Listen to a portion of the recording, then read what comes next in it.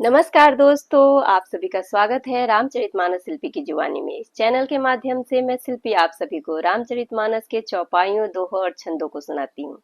आशा करती हूँ कि रामचरितमानस के चौपाइयों, दोहों और छंदों को सुनना आपको अच्छा लगता होगा। दोस्तों, यकीन मानिए, अगर रामचरितमानस को आपने अपने जीवन में ढाल लिया तो आपका जीवन स्वर्ग से कम नहीं रह जाएगा। तो चलिए दोस्तों, आज के वीडियो में, पिछले वीडियो में जहाँ तक हमने चौपाइयों, दोहों और छंदों को पढ़ा था, उससे आगे के चौपाइयों, दोहों और छंदों को भावार्थ के साथ सुनते हैं। दोस्तों, पिछले वीडियो में हमने यहाँ तक किया था। एक बार आवत शिव संगा, देखे रघुकुल कमल पतंगा, भयउ मोह शिव कहा न कीन्हा, भ्रम बस बेसु सिय कर लीन्हा। आगे के वीडियो में हम छंद से शुरू करेंगे। सिय बेसु सती जो कीन्ह तेहि अपराध, शंकर परिहरि हर बिरह जाई, बहोरी पितु के जग जो गानल जरी, अब जनमी तुम्हरे भवन, निज पति लागी दारुण तपु किया, अस जानि संशय तजहु गिरजा, सर्वदा शंकर प्रिया। सुनि नारद के बचन तब, सब कर मिटा विषाद, छन महु व्याप्यु सकल पुर, घर घर यह संवाद, सियावर रामचंद्र की जय। तब मैं नाहिमवंतु आनंदे, पुनि पुनि पार्वती पद बंदे, नारी पुरुष शिशु जुबा सयाने, नगर लोग सब अति हरसाने, लगे होनपुर मंगल गाना, सजे सवहि हाटक घट नाना, भांति अनेक भई जेवनारा, सूप शास्त्र जस कछु व्यवहार, सो जो नार की जाई बखानी, बसहि भवन जेहि मातु भवानी, सादर बोले सकल बराती, विष्णु बिरंची देव सब जाति, विविध पांति बैठी जेवनारा, लागे परुसन निपुण सुआरा, नारी वृंद सुर जेवंत जानी, लगी देन गारी मृदुबानी, गारी मधुर स्वर देहि सुंदरी, विंग्य वचन सुनावही, भोजनु करहि सुर अति विलंबु, विनोद सुनि सचु पावही, जेवंत जो बढ़यो आनंदु, सो मुख कोटिहु न परई कहयो, अचवाई दीन हे पान गवने, बास जह जाको रहयो। राम सिया राम, जय जय राम। बहुरी मुनीन हिमवंत कहू, लगन सुनाई आई, समय बिलो की विवाह कर, पठाए देव बुलाई, सियावर रामचंद्र की जय। बोली सकल सुर सादर लीन्हे, सबहि जथोचित आसन दीन्हे, वेदी वेद विधान संवारी, सुभग सुमंगल गावही नारी, सिंहासनु अति दिव्य सुहावा, जाई न बरनि बिरंची बनावा, बैठे शिव विप्रन सिरुनाई, हृदय सुमिरि निज प्रभु रघुराई, बहुरी मुनि सन उमा बोलाई, करि सिंगारु सखी ले आई, देखत रूपु सकल सुर मोहे, बरनई छवि यस जग कवि कोहे, जगदम्बिका जानी भव भामा, सुरन मनहि मन कीन्ह प्रणामा, सुंदर तामर जाद भवानी, जाई न कोटिहु बदन वखानी, कोटिहु बदन नाही बनई, बरनत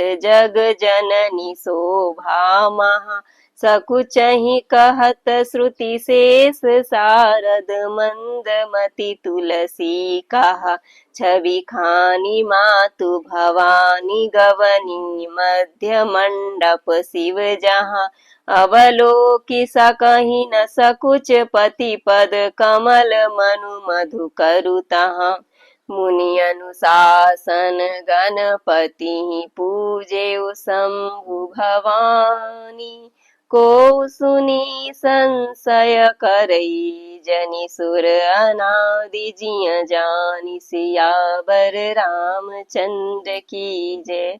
दोस्तों आज के वीडियो में यहीं तक के दोहे का अर्थ समझेंगे। छंद है सिंह बेसु सती जो कीन्ह तेहि अपराध शंकर परिहरि हर बिरह जाई बहोरी पितु के यज्ञ जो गानल जरी अब जनमी तुम्हरे भवन निज पति लागी दारुण तपु किया अस जानी संशय तजहु गिरजा सर्वदा शंकर प्रिया। सती जी ने जो सीता का वेश धारण किया उसी अपराध के कारण शंकर जी ने उनको त्याग दिया। फिर शिव जी के वियोग में ये अपने पति के यज्ञ में जाकर वहीं योगाग्नि से भस्म हो गई। अब इन्होंने तुम्हारे घर जन्म लेकर अपने पति के लिए कठिन तप किया है, ऐसा जानकर संदेह छोड़ दो। पार्वती जी तो सदा ही शिव जी की प्रिया यानी अर्धांगिनी है। आगे दोहा है सुनी नारद के वचन तब सब कर मिटा विषाद छन महु व्याप्यु सकल पुर घर घर यह संवाद सियावर रामचंद्र की जय। तब नारद के वचन सुनकर सबका विषाद मिट गया और क्षण भर में यह समाचार सारे नगर में घर घर फैल गया।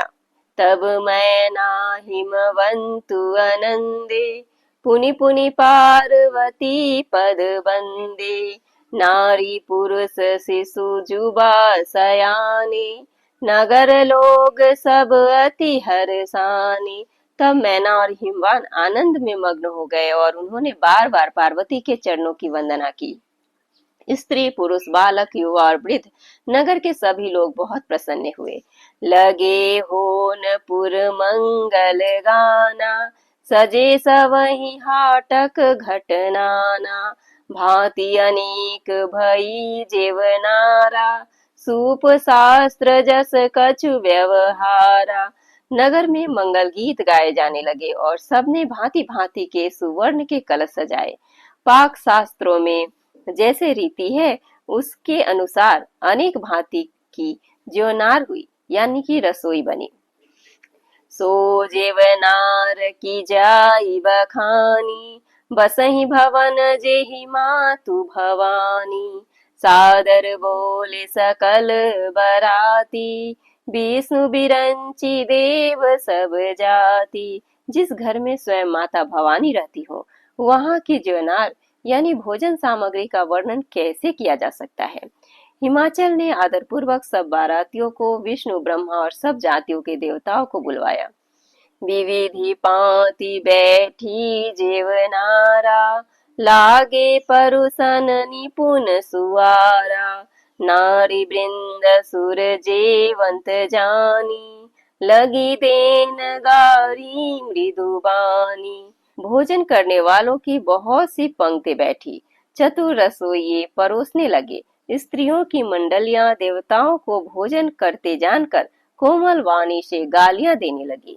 आगे छंद है गौरी मधुर स्वर देहि सुंदरी व्यंग्य वचन सुनावहि भोजन करहि सुर अति विलंबु विनोदु सुनि सचु पावहि जेवंत जो बढ़यो आनंदु सो मुख कोटि न परई कहयो अचवाई दीन्हे पान गवने बास जह जाको रहयो। सब सुंदरी स्त्रियां मीठे स्वर में गालियां देने लगी और व्यंग भरे वचन सुनाने लगी। देवगण विनोद सुनकर बहुत सुख अनुभव करते हैं, इसलिए भोजन करने में बड़ी देर लगा रहे हैं।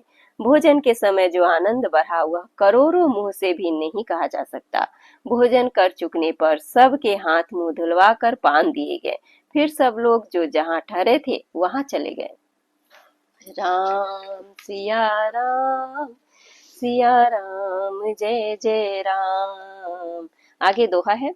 बहुरी मुनि नहीं हिमवंत कहूँ, लगन सुनाई आय।